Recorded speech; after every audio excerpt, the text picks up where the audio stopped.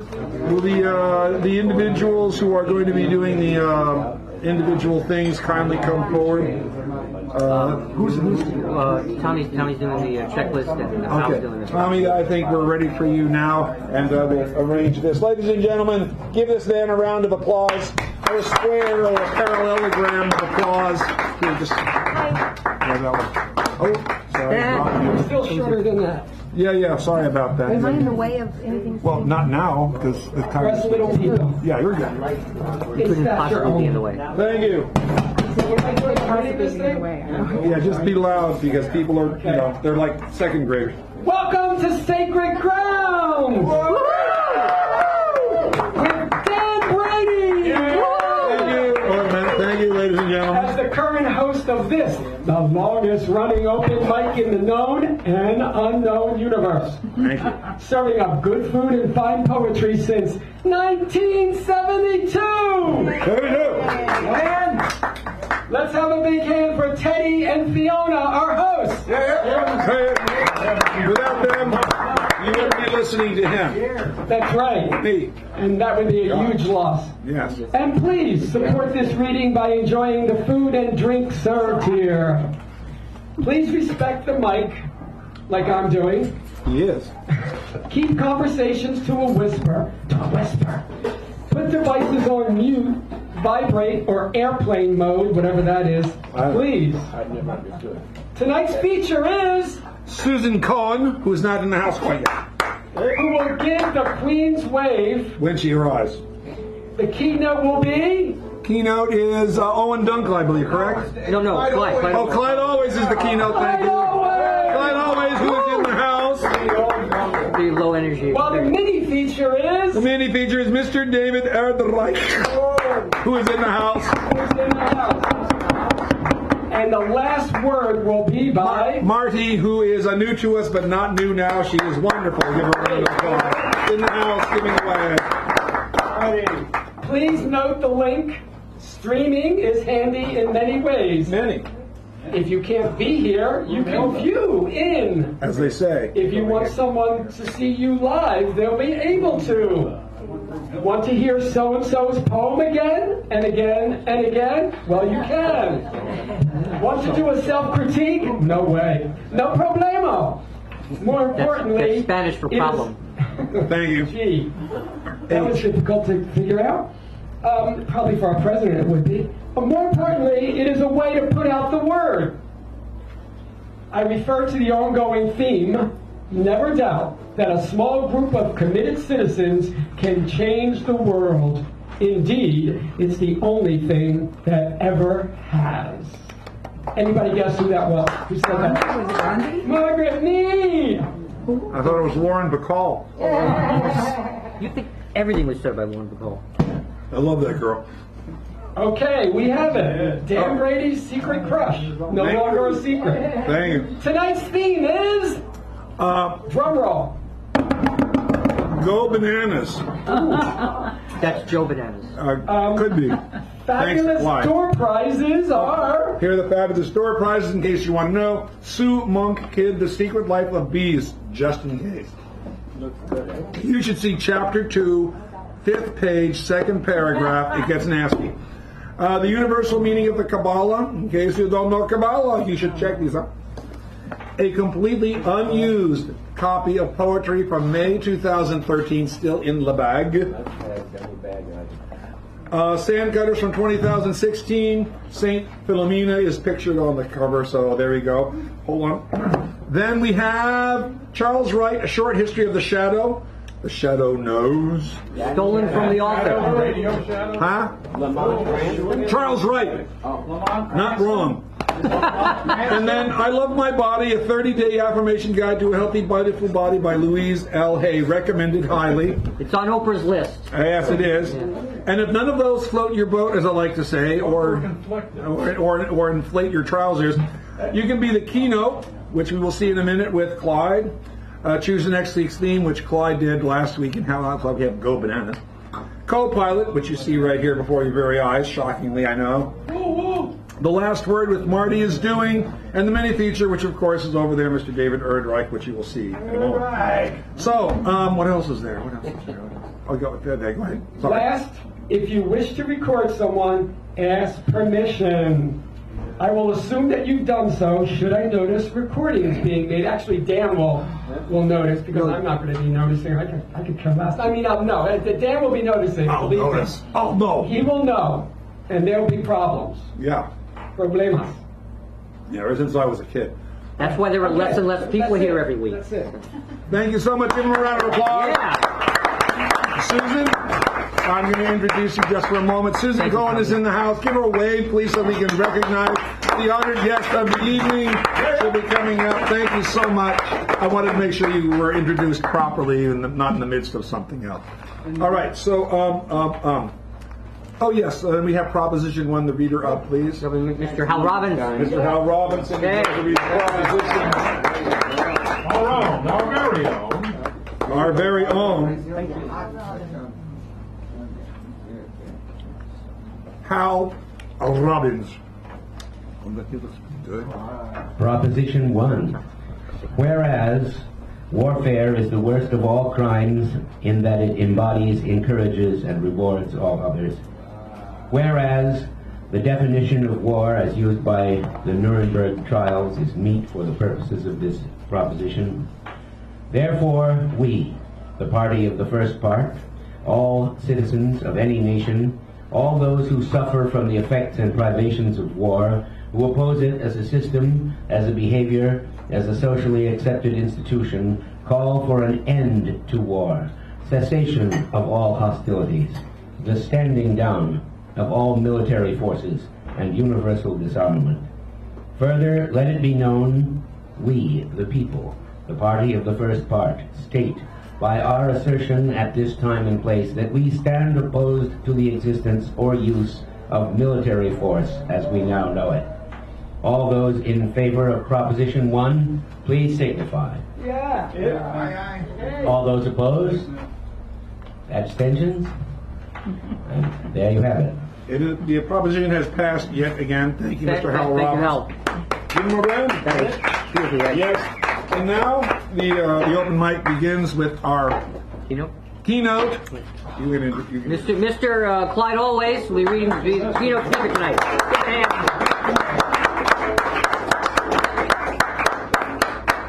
New hat, we're in trouble. Yeah, new hat. The outlook wasn't brilliant for the Mudville 9 that day. The scores to 4-2 with but one inning more to play. And then when Cooney died at first and Barrows did the same, a pall-like silence fell upon the patrons of the game. A straggling few got up to go in deep despair. The rest clung to that hope which springs eternal in the human breast. They thought, if only Casey could but get a whack at that, we'd put up even money now with Casey at the bat. But Flynn preceded Casey, as did also Jimmy Blake. The former was a hoodoo, and the latter was a cake.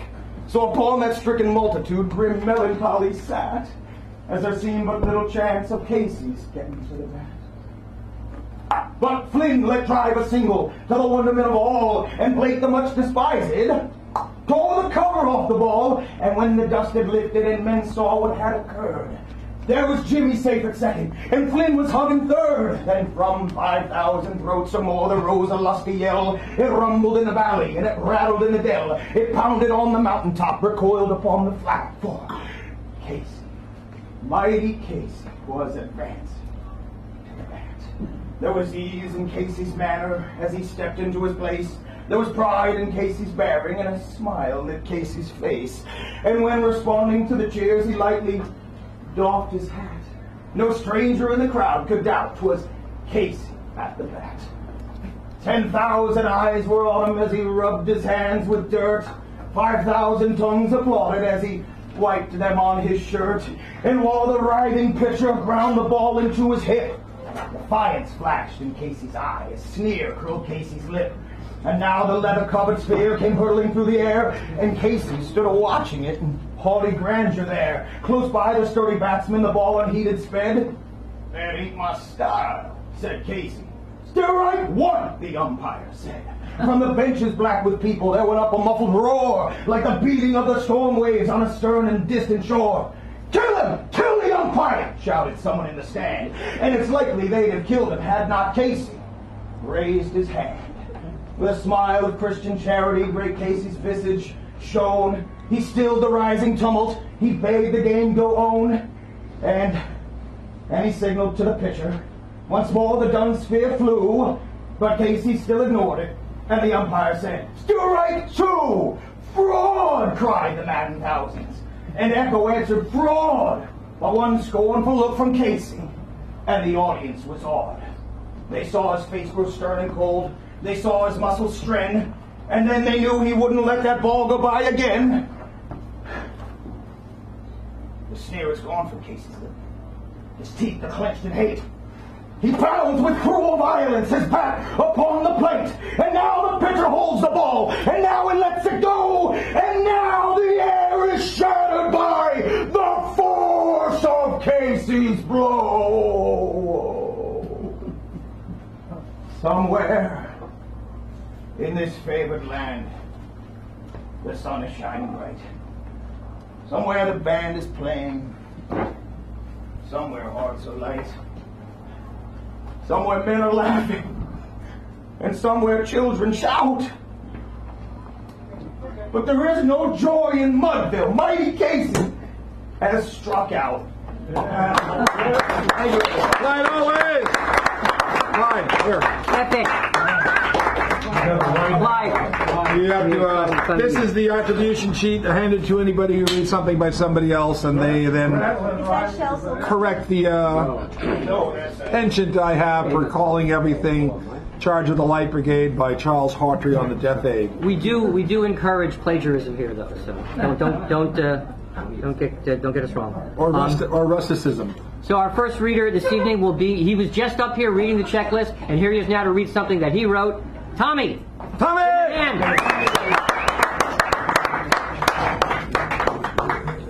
yeah, no, it's good. It's good. They're gaining on me.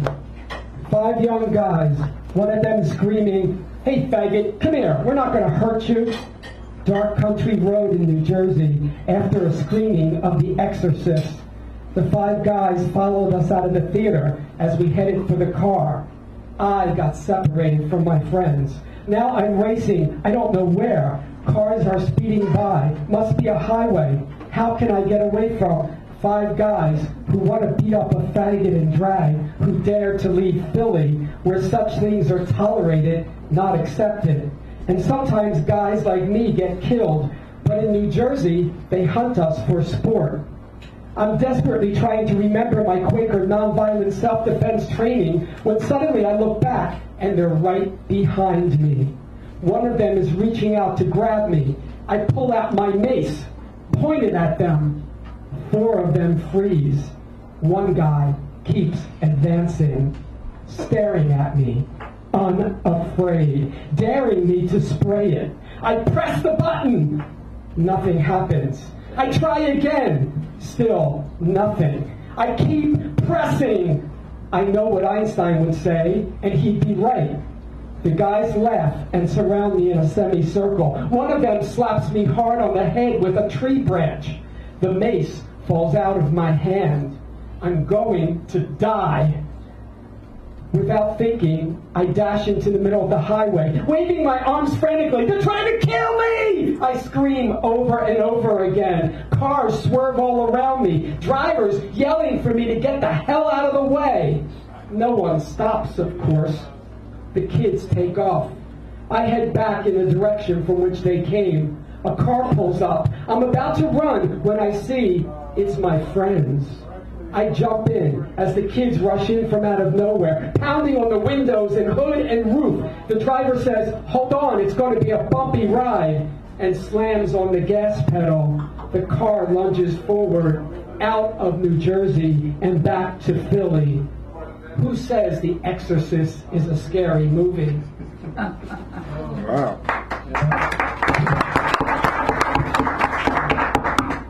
He carried that photo everywhere, showed it to everyone. Once he thought he lost it, tore through all his belongings, turned every room upside down, finally found it under the sofa. The cat had put teeth marks in it. He never had a lot of money, held down the kind of jobs that didn't let him save much. He never expected he'd have to leave that apartment. Landlord said, "My sister needs the place now." He didn't know he had rights.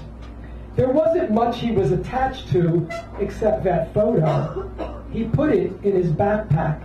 Every once in a while, on a cold night out on the street, he'd take it out, whisper to it.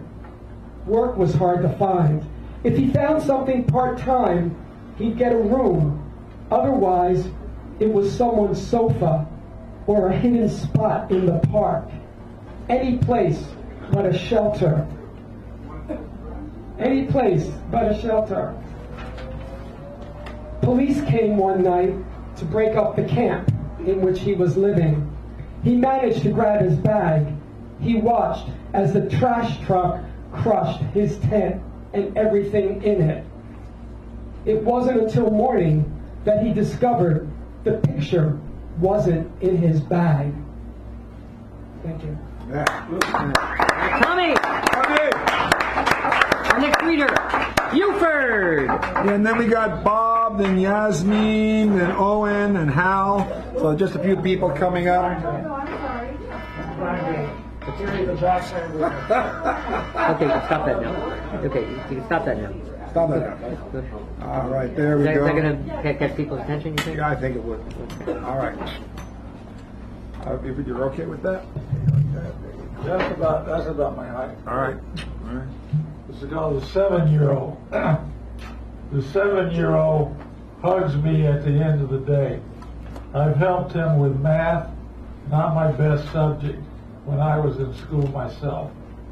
I've taken blue Montessori cubes and put them on the table where we had worked. How many cubes are they? I ask him. He counts them, raises his crew-cut covered head. 6, he answers correctly.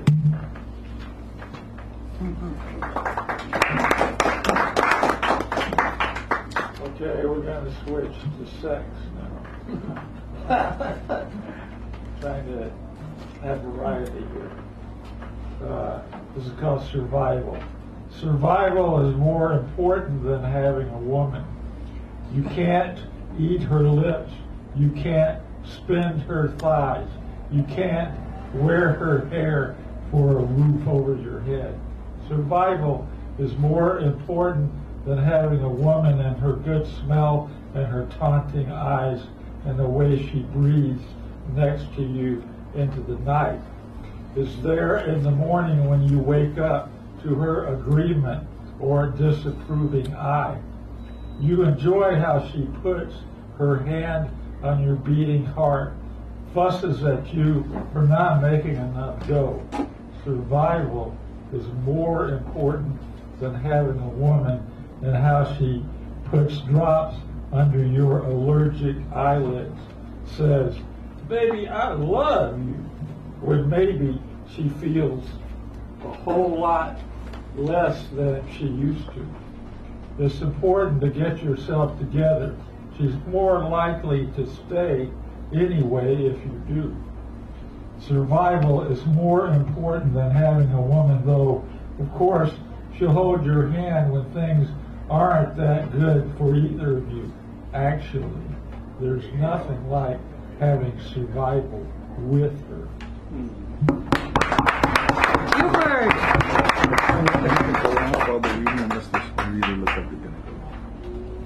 So I usually pause it when they're really close to the end unless they look like they're going to go. Okay. Just so you know. Oh, sorry. Up next is Bob Gordon. Bob Gordon. Give him a round, please, as he comes up. And Yasmin, Owen, Hal, Bobby. There you I go. wrote this first poem. Can you hear me? Yeah. I can. There you go. Go ahead. I wrote this poem about 3 to 5 years ago, and the only clue I had to what it's about is that it refers to the ritual bath, the mikveh. I don't know why I wrote it, but I like to write songs. It's called Bully the World to Death, or The Steam Room. The concrete that makes the street speaks of flashlights and open eyes, and the children never last or see until the time they become spies. Yet there is time for long prayer in the brief sparkle of bright air, and for covering the head with drapes that keep the darkness from the candlelight. Yet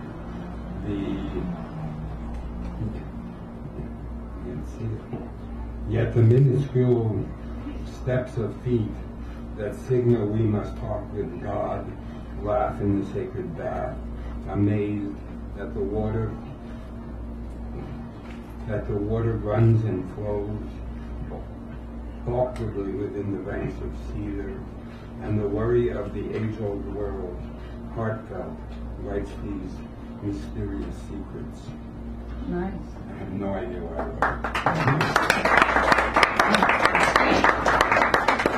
And this poem is an attempt to describe how my roommate, this person, leaves you when he leaves you. He has a quality of disappearing, no matter what you've been talking about or anything, as if he wasn't there.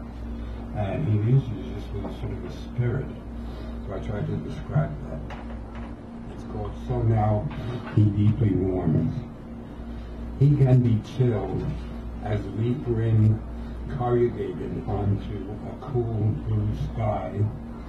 His mica brows frost seemingly without care, and yet that stare distantly means yes, you guessed wrongly. Deep as foundation of the sea I am, empty of devotion, yet silent with heat of radiant stars, also there in your soul. Not to be your death, I die beyond the reach of you, whom love met me in me once, in the cold breach of time.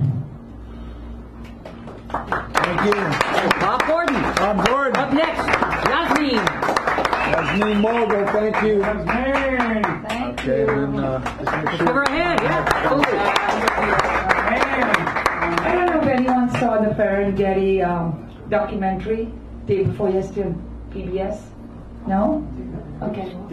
Well, I was so impressed and I got really encouraged to come back here. So, a very short extract from the novel. Still rough. I guess it'll always stay rough. Here it is. Mommy, why don't you ever call Father by his name? Ria surprised us with the question. Mother did not answer. She looked at Father with the same expression when she came clad in a cotton sari into a lake to swim, while Father held out his hands to her. Oshi, a land far away from Bombay, became my little kingdom full of mango trees and black rice seeds weighed by brass scales, which grandmother measured out in brass tumblers and set aside into mounds around us. Our family, the kings and queens and princes and princesses of Oshi. Those were the mornings. In the afternoons, brother and I made sticks out of bamboo, which we sharpened at the edges with knives and played iti dandu. We learned to pick up from the ground the little wickets which flew into the air as we hit them. Brother and I took on an entire team of children in Oshi, and we always won. No one ever dared to tell us we cheated. The night before we were to leave Oshi and drive back to the city, I had nightmares. I dreamt of wooden whales covered faceless people who struck brass gongs with wooden hammers, who walked down long corridors in wrong silence, who hit human wickets and laughed while they cheated the game. I screamed. Mother rushed again to my bedside. It's the work of your father, telling you all the stories. She stroked my hair on her lap. In a state of semi-sleep, I whispered, I hate school, Amma. I wish I could stay here always with grandmother in Oshi. Then you too, my darling, she hushed me, will become a ghost.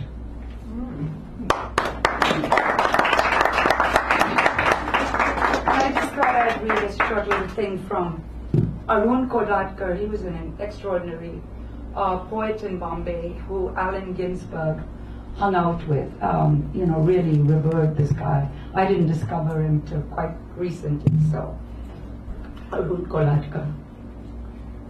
She has always been the favorite daughter of that grand old banyan tree, which has stayed looking youthful overnight, with unhappy results, as you can see. Ever since the Mercy municipal axemen went on one of their periodic sprees yesterday and hacked in US beard the wild hair. The print is so small it's kind of hard to read. And she has been sitting in the reduced but no less fatherly for her. No, I can't read this, too small. It's okay. I'll have to write it in big print and then read it later. Thank you. Thank you. Up next, Owen Dunkel. Owen Dunkel. I've been looking forward to this all week. All the dunk. You want to, Yasmin, you want to attribute that at all? I didn't read it. And while Owen's coming up, after Owen will be Hal Robbins, then Bobby. I'm sorry, I can't read this name.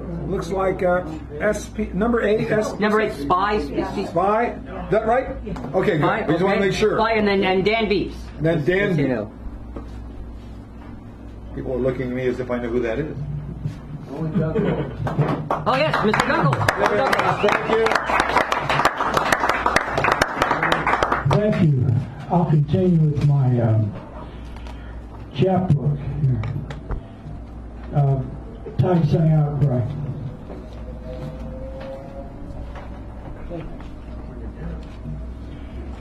Oak Grove Park. The shading, napping leaves of noon at my feet like a plush green Appian way. Dark light green grass and the sway of the vast expanse of the moon. JPL and Devil's Gate down. Soon the tides of night come what may make all the memories to say every spring and May, the sun of June. The grass turned brown, the matter it used to make. The thunder of the sky, the jet's dishes clatter. The day would not be half asunder. Our sliding doors shake lightly. We know the answers.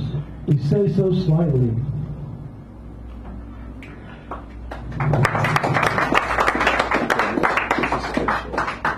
Day of life. The iron flute whinnies and tootles. Clouds of pink and orange red. Illicit silver soul flashes to the gates that block the earth that feeds the sea of horns and fishes. Cattails mope and teach the black sky new brides of longing and deceit. We say so to further beds of lava and reeds blowing, imploring the wind to chasten its huge lungs and impious stride of death.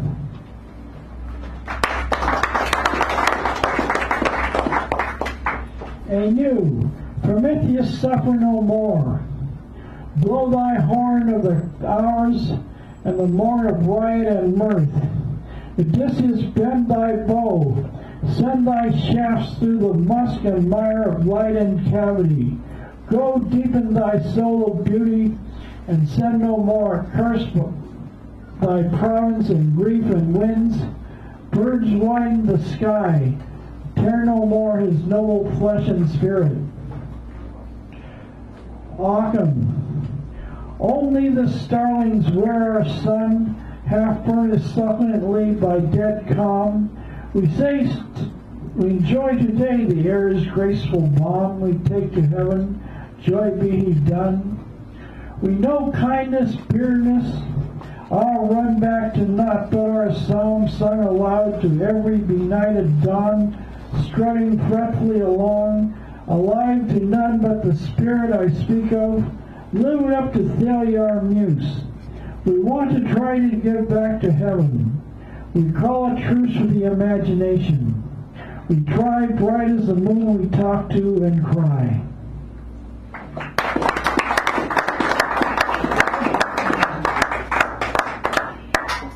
Villanelle to stay the night. My candle burns at both ends. blows away to stay the night, asks the morrow to make amends. I know it does the way to send my soul to stay to the right. My candle burns at both ends. And half my garments I do rend, the day of rain and cunning might, ask the morrow to stay to make amends. 2 ladders whipped up, brand Thursday's wreath, my soul contrite. My candle burns at both ends. Torn cases a man does find a way, flimsy flows like a kite, asks the morrow to make amends. My head spinning queasily does wend its slow way towards the fallen light. My candle burns at both ends, asks the morrow to make amends. That's Bill and Elvis, Stay the Night.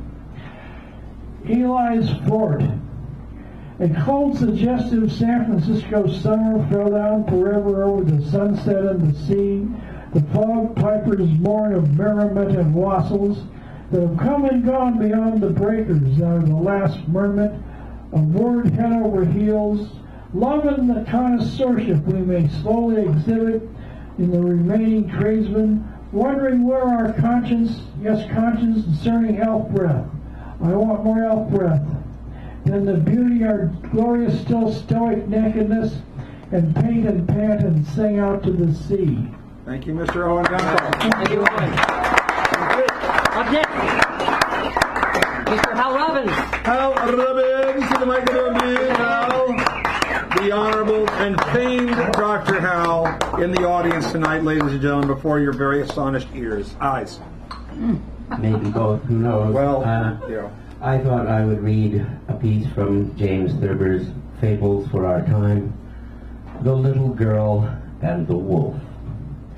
One afternoon, a big wolf waited in a dark forest for a little girl to come along carrying a basket of food to her grandmother.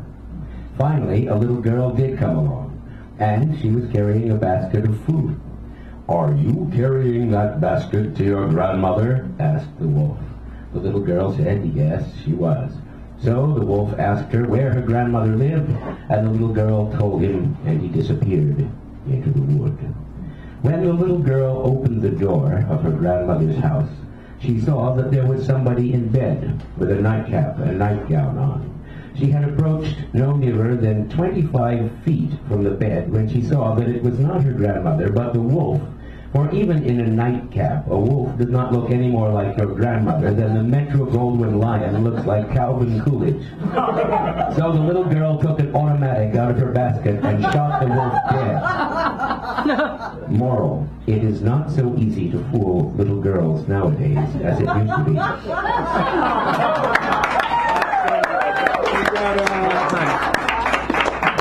Almost 4 minutes. Yeah, 1 minute. All right. Well, I'll do a poem by. Oh, you want more theory?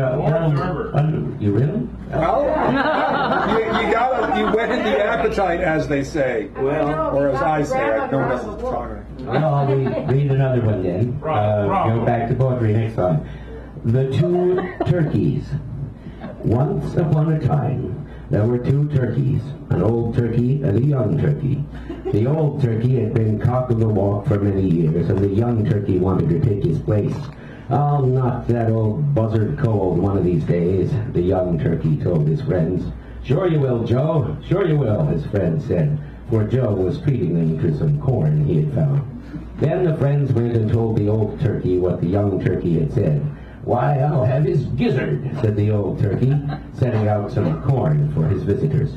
"Sure you will, Doc, sure you will," said the visitors.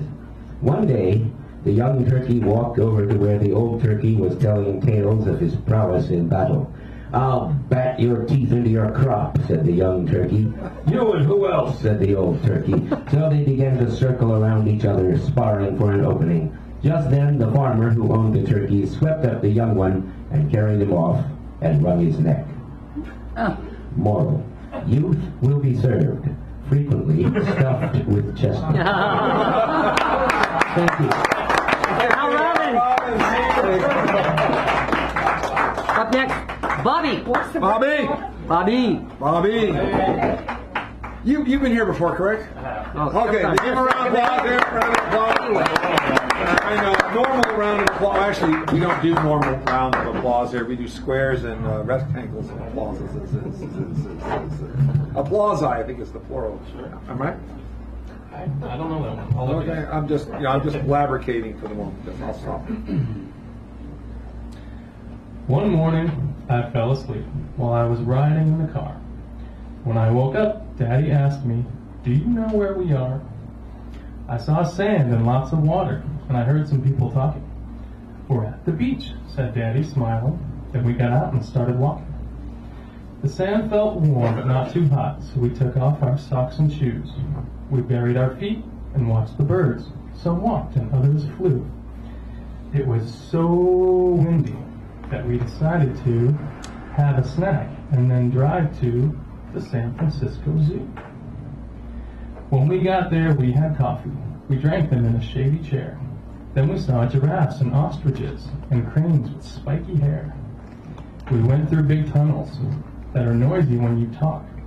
I held my daddy's hand while I tried some tricky walks. After that, we went to see my favorite, the gorillas. The big one sat in a bucket. Another wagged his tongue at us.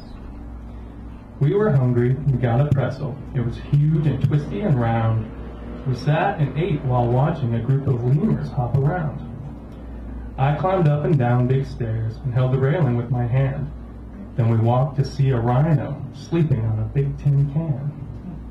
We made it to the playground. Before we had to leave, I crossed the big kid rope bridge. Daddy was so proud of me. Last, I climbed to the very top and slid down the twisty slide. Daddy slid down too. It was really dark inside. We sang songs as we drove home. I stayed awake the whole way so I could tell Mommy all about the fun we had that day. After dinner, I got to watch my favorite movie on the couch. Mommy and Daddy sat with me, and I had a purple apple pouch. Later, Nana fed my sister as Mommy, Daddy, and I read, and we were all so tired, we fell asleep right in the bed. Mommy and Daddy love me. They want me to be happy and have fun. No matter what happens, they are my parents, and I will always be their son.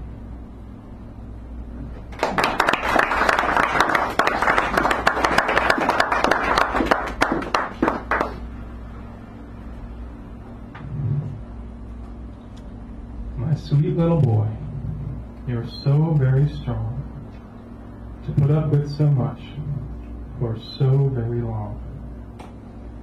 My big strong boy, you're so very brave, acting as if you don't need to be saved. My brave, brave boy, I'm so very sorry that you have to be strong and brave. I'm oh so very sorry.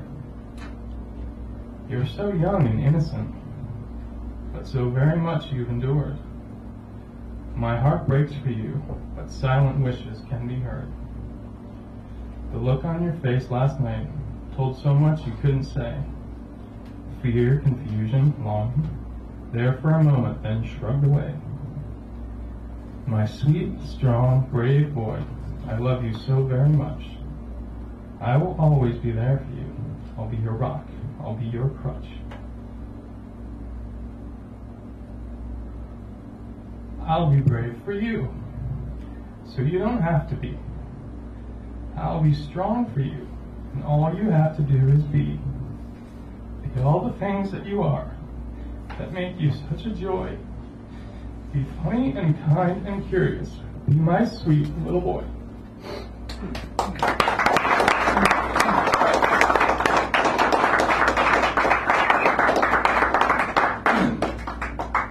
And just to be clear, this last one is not about my son.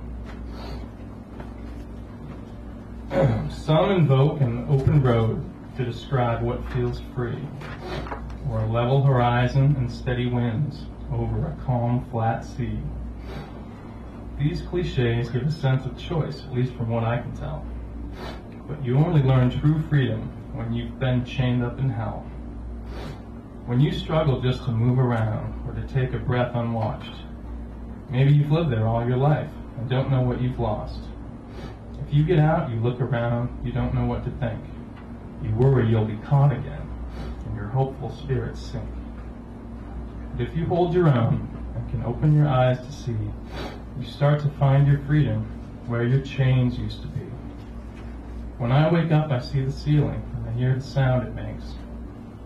It makes no noise, and I feel freer with every breath I take. No echoes of your cries at me to get up and come here now. No sudden kick in my leg that make me wince and whisper, ow. The length of my bathroom visits are up to me now, not you. No barging in or yelling when I'm only trying to poo. Freedom is being able to schedule my own time. No artificial urgency. I have time enough to rhyme. Freedom is an open road, a calm, flat ocean too, but only if I'm there by choice, and most importantly, without you. Nicely done. Thank you, Bobby. Thank you, Bobby. Up next, Five. And this, may I introduce her? This is her first time here, so we have to give her the treatment. She was here last year, actually. Last year? Yes. Oh, darn it. I was going to have some fun. All right, give her a round of applause. Thanks, everybody. Well, it's a little happy surprise that I'm here. I didn't prepare a poem, but what I did have is one of my journal entries.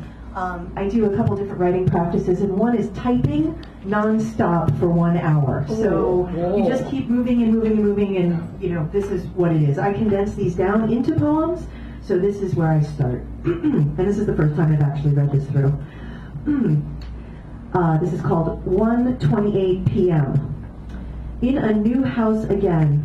It's the same place I've stayed before. The room is bright white with wood floors, warm wood floors, absorbing the sun. Often, these days of travel, I find myself sitting in quiet observance of the heat on my body from the rays of sun. Sitting with my shadow has become the consistency. No matter where we are, there we are together. And as I grow closer to myself, I draw further away from everyone else. When I go somewhere other than where I sleep, the private space I hold, I feel unrest, but I'm learning to control it and working towards change to be the best person. Evan said, you're a magician.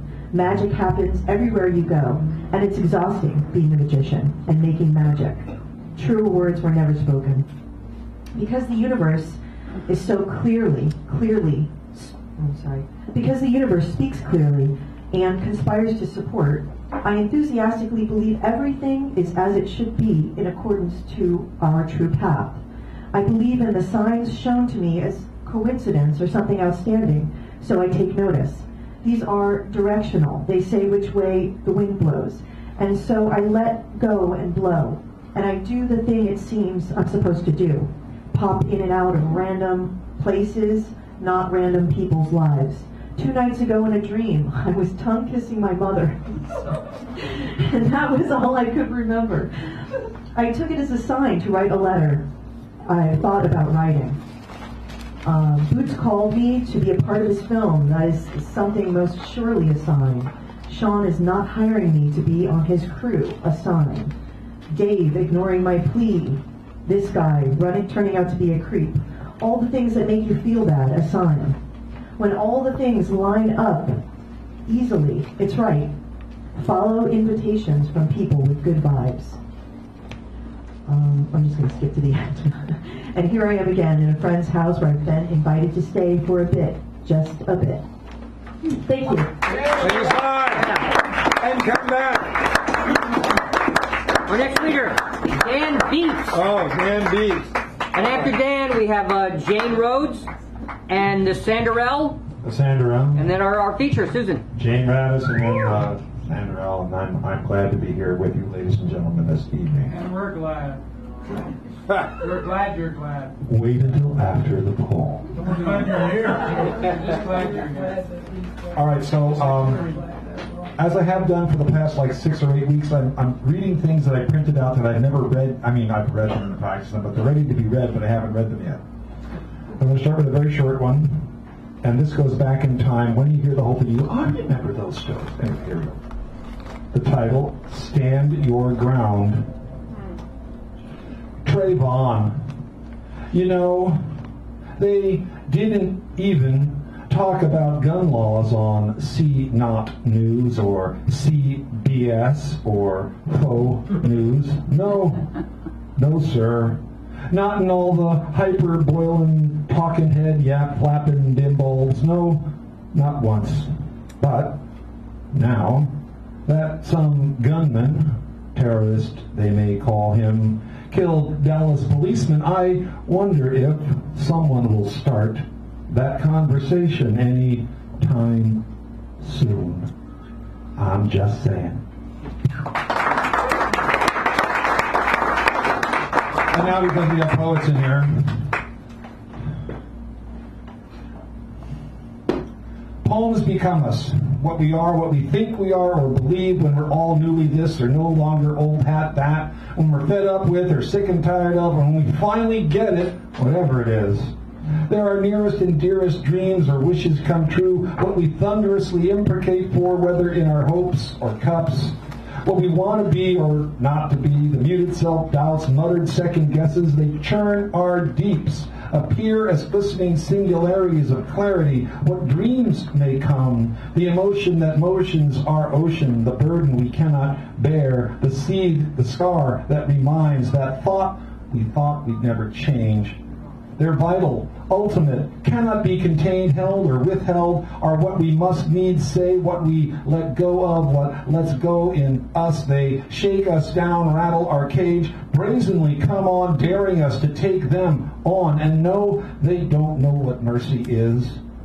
Even when that tolling bell tells on you, they'll speak on and on after everything is over, because they are what you are, have been, and will be so. Rest assured, you'll never rest forever in peace. Poems are all at once and for all, or never, ever again.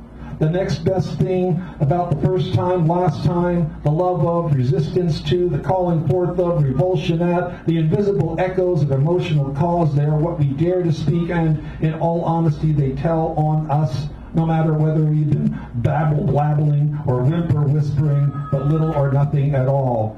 Yet on the other hand, they can be stillness, the silent treatment, and found in the caring, gentle touch of, on, where. And no matter how they seem to drag on, they are ephemeral, a mere breath of time, a skip beat, an idea that shimmers, and a falling tear, wisps of thought, a touch of forever. They process us, processing them, take us willingly or unwilling on the rides of our life, give us something to live for, a cause, to die for, because of. They're what we accept or not, expect or not. It is an ever-reminding awareness that just won't quit you. They're that which you can never walk away from, which can never be left behind, taken for granted, forgotten, or ignored. They are the voice of the voiceless, a story, yours, mine, ours, any story, what we could, should, or would be, if the endless strings of ifs or mights were anything besides what they were. They're what makes or breaks you, has you go for broke. In this ubiquitous United States of breaking things down, they are the ever-personal questioning of why we hear what we don't want to hear and then can't forget, why we stand by, for, with, or against. And man, they're what sends us, Daddy-O. They send us. Where we gladly give or receive what we seem to seem, we seem, even if that it seems is not at all what it seems. Dig it? They are what was once, so very way back when. Why we stand where we do and view what we do as we do.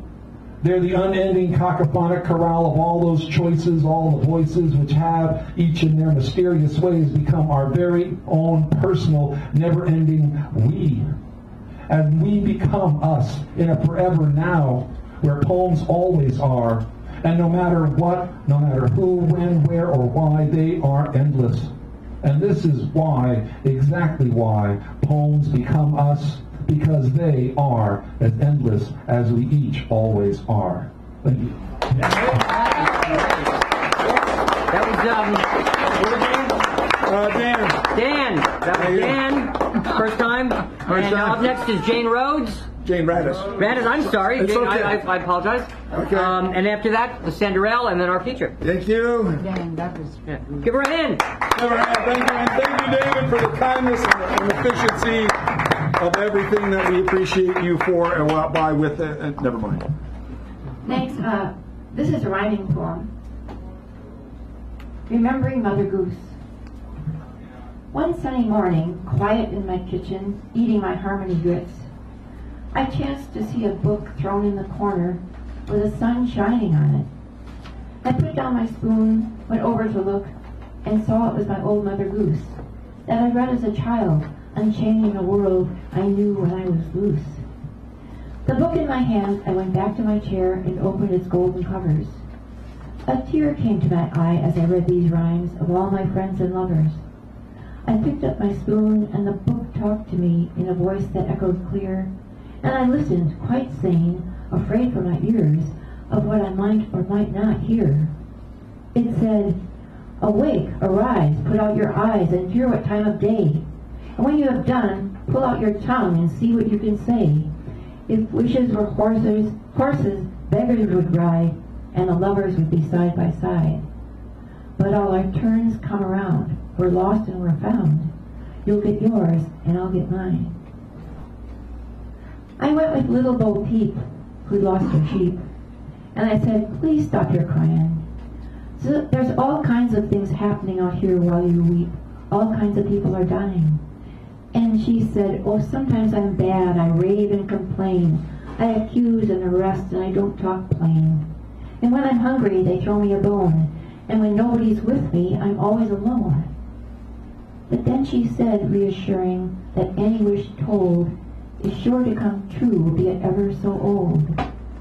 And I smiled as I left, hoping she's right, resolving to tell all my wishes that night. Sunny morning, back in my kitchen, finished with my harmony grits, I rose from my table, closing the book, and took it to where the sunlight could shine on it. With a flash it came then, all it had been, and I wanted to say thank you to the people within these pages so thin, for being my friends as I grew. And if they were real, like they had been, I think they'd have thanked me too. Thank you. Jane Radis. Next, the man, the myth, Richard Sanderell. Richard Sanderell. We call him Rough Sanderell, but he doesn't like that. I'm going to adjust the microphone for the man. The man, the myth. Is that true? You Legend and the footnote. don't like being called that? What, the man? No, the Sanderell? No, he tells me that all the time. I'm sorry. Only one man can call me the Sanderell, and that's Mr. David Erdman. The legend, the instep, the very map. Here he is, The folks. instant. Well, you better be good. I mean, we're really building you up here. I pay him. And it doesn't do him any good at all. No, I tell him to do better, and he doesn't. Well, I'm going to start one with an older piece and then two new pieces. This is in light of what happened this week. Called About All This Killing. USA, you're upset about all these killings. Don't worry, it'll pass in a couple of weeks, as it always does. Mass murders occur daily somewhere in this place renamed America, ever since the lost discovered something that was already there. We are the begotten of each generation's violence. We all play our earthly parts. This killing will not stop as much as it feels like a change could come, or that we take some or all the guns away. But a way will always be found. It's up to you to make the change, this earthly script, and you and you and you. Don't look to me and your friends or neighbors. It first must come from you, then look outside yourself. USA, you've made many, many enemies. Revenge is strong and our karma has reached critical mass. These killings will go on. You've been blowing away lives ever since you got here.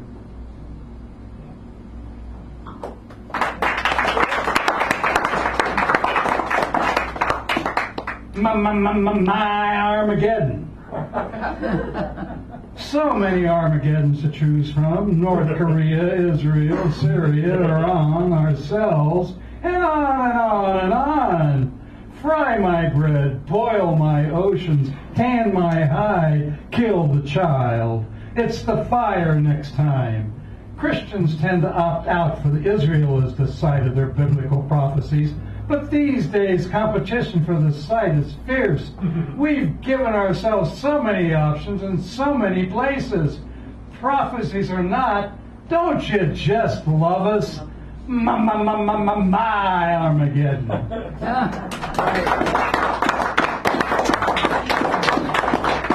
And this is a sort of a one-sided conversation. It's called May I Commodify You? Hello, may I commodify you? That's what I do, commodify. What's your worth in the marketplace? Say you're a poet, writer, published? Some anthologies, you say. Books locally, nationally? No. How do you rate yourself as a poet? I see. What do others think of your work? Where do you want to be in 10 years as a poet writer? Probably dead, you say. Well, that might just increase your wealth. Poet writer discovered after death, sort of reversed. Young poets, genius tragically dies. Your discovery came tragically late, had just begun. Wisdom lost, you say? Well, others might have different views. Bad reviews hurt in the marketplace. You say I should hit it with the beat on down the street. What's that supposed to mean? Back to your commodification. Any juicy stories about you and other sex lives? Famous? Anyway, say you're not famous, well, what the fuck does that matter, testy poets? Say you'll get that. You say you'll get James Fain to speak for all the sex the gods have, such as yourself. Well, I heard James Fain is dead.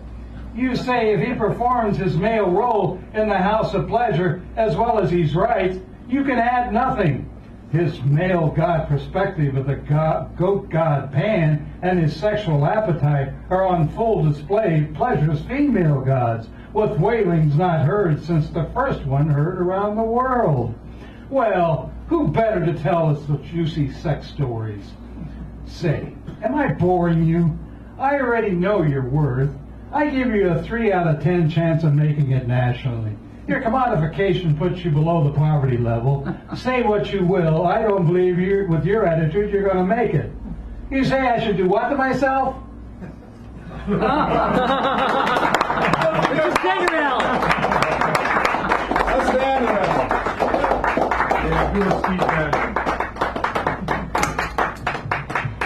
All right, so I'm going to do a public announcement here. Susan Cohen is our feature of the evening, and I'm going to say a few things about her. Usually my introductions are very short, very brief, and they go over the top of complimentariness of this. So, the first thing I was going to say is she is a wonderful poet. You think, okay, that's a sentence, I've heard that said before, but think of the word wonderful. It means full of wonder. And there are wonders in what she writes, and the way she approaches the pen and the expression of thought and considerations. There's depth, sometimes in very short pieces you go, that was only 20 words. I'm transformed. So the thing is, like, there's precision, intricacy, there is a full heart and a nice, wonderful, warm consciousness. And so rather than have me go on, I mean, you brought some books, yes?